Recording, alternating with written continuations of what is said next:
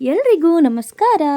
ಇವತ್ತು ಹಸುಗಳಿಗೆ ಅಂದರೆ ಹುಲ್ಲು ಹಾಕೋದು ಅಥವಾ ಕೊಟ್ಟಿಗೆ ಕೆಲಸ ಎಲ್ಲ ನಮ್ಮ ಮನೆಯವ್ರದ್ದೇ ಆಗಿತ್ತು ಇವತ್ತು.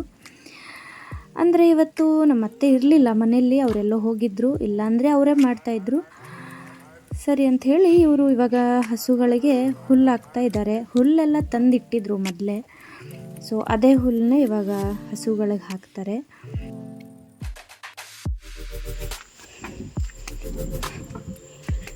ಇದು ಕೊಟ್ಟಿಗೆ ನಮ್ದಲ್ಲ ದನದ್ದು.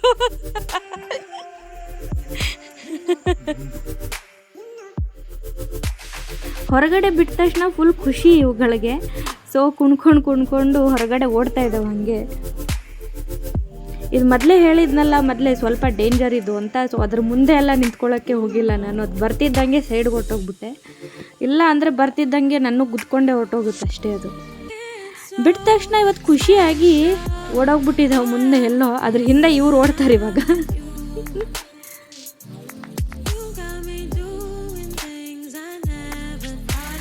ಹಿಡಿದು ಇದನ್ನ ಎಳ್ಕೊಂಡು ಬಂದು ಕಟ್ಟಾಕ್ಬೇಕು ಇವಾಗ. ಮತ್ತೆ ಇದೇನೋ ಸ್ವಲ್ಪ ಸಿಕ್ತು ಬೇಗನೆ,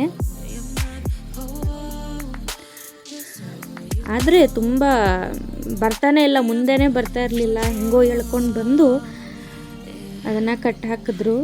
ಇನ್ನೊಂದು ನಾನೇನೋ ಅಂದ್ಕೊಂಡಿದ್ದೆ ಸೈಲೆಂಟು ಅಂತ, ಆದರೆ ಅದು ಫುಲ್ ಓಡೋಗ್ಬಿಟ್ಟಿದೆ, ಮುಂದೆಲ್ಲೋ ಹೊರಟೋಗಿದೆ ಅದು. ಆಮೇಲೆ ನೋಡ್ಬೇಕು ಅದು ಎಲ್ಲಿದೆ ಅಂತ.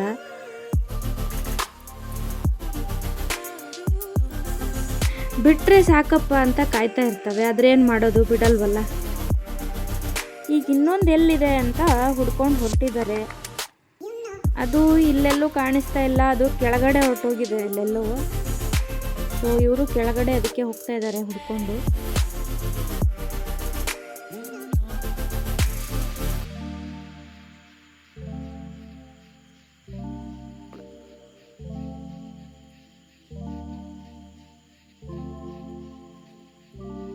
ಆದರೆ ಅದೇನೋ ಸಿಗಲಿಲ್ಲ ಅಂತ ಅನ್ಸುತ್ತೆ ಅಲ್ಲಿ. ಸೊ ವಾಪಸ್ ಬರ್ತಾ ಇದ್ದಾರೆ ಮತ್ತೆ ಇವಾಗ. ಬರ್ಲಿಲ್ವಾ?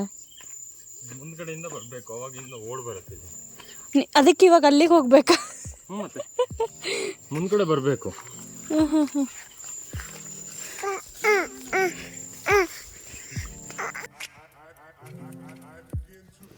ಅದರ ಅಪೋಸಿಟ್ ಸೈಡಿಂದ ನಾವು ಬಂದರೆ ಸಿಕ್ಕಾಕೊಳ್ಳುತ್ತೆ ಅಂತ ಹೇಳಿ ಇವಾಗ ಮತ್ತೆ ಈ ಸೈಡಿಂದ ಹೋಗಿ ಕೆಳಗಡೆ ಇಳಿದು ಅಲ್ಲಿಂದ ಎಳ್ಕೊಂಡು ಬರ್ತಾರೆ ಈಗ ಅದನ್ನು.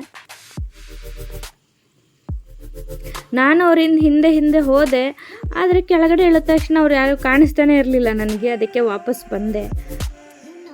ಇದು ಇಲ್ಲಿ ಕೆಳಗಡೆ ಇಳಿದ್ಬಿಟ್ಟಿದೆ ಈ ಸೈಡು. ಸೊ ಅದರ ಅಪೋಸಿಟ್ ಸೈಡಿಂದ ಹೋಗಿ ಅದನ್ನು ಎಳ್ಕೊಂಡು ಬರ್ತಾರಂತೆ ಇವಾಗ.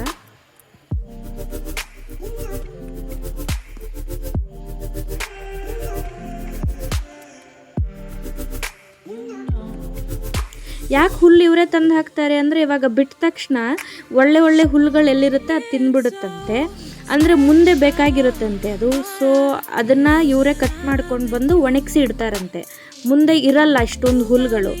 ಆವಾಗ ಆ ಹುಲ್ಲನ್ನ ಇದಕ್ಕೆ ದನಗಳಿಗೆ ಕೊಡ್ತಾರೆ. ಆದರೆ ಇವೆಲ್ಲ ಏನು ಮಾಡುತ್ತೆ, ಇವಾಗ ಬಿಟ್ಟರೆ ಹೋಗಿ ಎಲ್ಲದೂ ಈಗಲೇ ತಿಂದ್ಬಿಡ್ತವೆ. ಸೊ ಸಪ್ರೇಟಾಗಿ ಇದಕ್ಕೆ ತಗೊಂಡು ಬಂದು ಹಾಕ್ತಾರೆ. ಇವಾಗ ಚೆನ್ನಾಗಿರೋ ಹುಲ್ಲುಗಳನ್ನೆಲ್ಲ ಕಟ್ ಮಾಡಿ ಇಟ್ಕೊಂಡು ಒಣಗಿಸಿ ಇಟ್ಟಿರ್ತಾರೆ ಮುಂದೆ ಹಾಕೋದಕ್ಕೆ. ಒಳ್ಳೆ ಹುಲ್ಲುಗಳನ್ನೆಲ್ಲ ಇವಾಗಲೇ ನಾವು ಇದಕ್ಕೆ ತಿನ್ನೋದಕ್ಕೆ ಬಿಟ್ಬಿಟ್ರೆ ಏನಾಗುತ್ತೆ ಅಂದರೆ, ಮುಂದೆ ನಾವು ಕಟ್ ಮಾಡಿ ಸ್ಟೋರ್ ಮಾಡಿ ಇಟ್ಕೊಳ್ಳೋದಕ್ಕೆ ಚೆನ್ನಾಗಿ ಹುಲ್ಲುಗಳು ಇರೋದಿಲ್ಲ. ಅದಕ್ಕೇ ಅಷ್ಟೊಂದು ಬಿಡಕ್ಕೆ ಹೋಗಲ್ಲ, ಅವರೇ ತಂದು ಹಾಕ್ತಾರೆ ಇದಕ್ಕೆ ತಿನ್ನೋದಕ್ಕೆ. ಸೊ ಹಸುಗಳನ್ನೆಲ್ಲ ಹೊರಗಡೆ ಎಲ್ಲ ಬಿಟ್ಟಾದಮೇಲೆ ಇನ್ನೂ ಕೊಟ್ಟಿಗೆ ಎಲ್ಲ ಕ್ಲೀನ್ ಮಾಡಬೇಕಲ್ಲ, ಸಗಣಿ ಮತ್ತು ಗಂಜಲ ಎಲ್ಲ ಇರುತ್ತೆ. ಅದನ್ನೆಲ್ಲ ಇವಾಗ ಇವರು ಕ್ಲೀನ್ ಮಾಡ್ತಾ ಇದ್ದಾರೆ.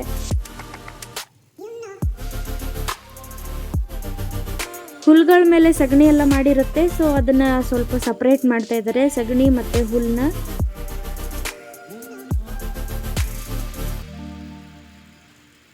ಇದು ಸಗಣಿನೆಲ್ಲ ಆಮೇಲೆ ಅದೇ ಗೊಬ್ಬರ ಹಾಕೋದಕ್ಕೆ ಅಲ್ಲಿ ಸ್ಟೋರ್ ಮಾಡಿಟ್ಟಿರ್ತಾರೆ.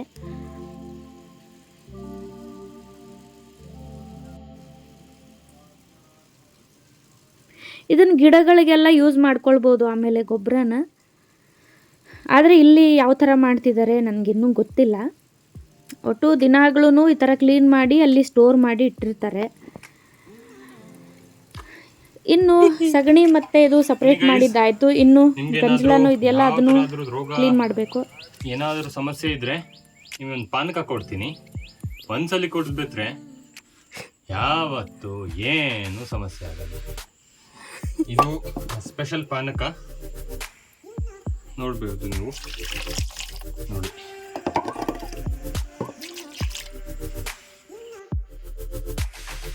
ಒಂದೇ ಜಾಗದಲ್ಲಿ ಬಂದು ಅಂದರೆ ಗಂಜಲ ಎಲ್ಲ ಒಂದೇ ಜಾಗದಲ್ಲಿ ಸ್ಟೋರ್ ಆಗಿರಬೇಕು. ಆ ಥರ ಇಲ್ಲಿ ಸ್ವಲ್ಪ ಹೊಂಡ ಥರ ತೋಡಿದ್ದಾರೆ, ಅದರಲ್ಲೇ ಬಂದು ಸ್ಟೋರ್ ಆಗಿರುತ್ತೆ. ಸೊ ನಮಗೆ ಕ್ಲೀನ್ ಮಾಡೋದಕ್ಕೂ ಈಸಿ ಆಗುತ್ತೆ. ಅಂತೂ ಕೊಟ್ಟಿಗೆ ಕೆಲಸಗಳೆಲ್ಲದು ಮುಗೀತು. ಮುಂದಿನ ವಿಡಿಯೋದಲ್ಲಿ ಮತ್ತೆ ಸಿಗೋಣ. Thank you.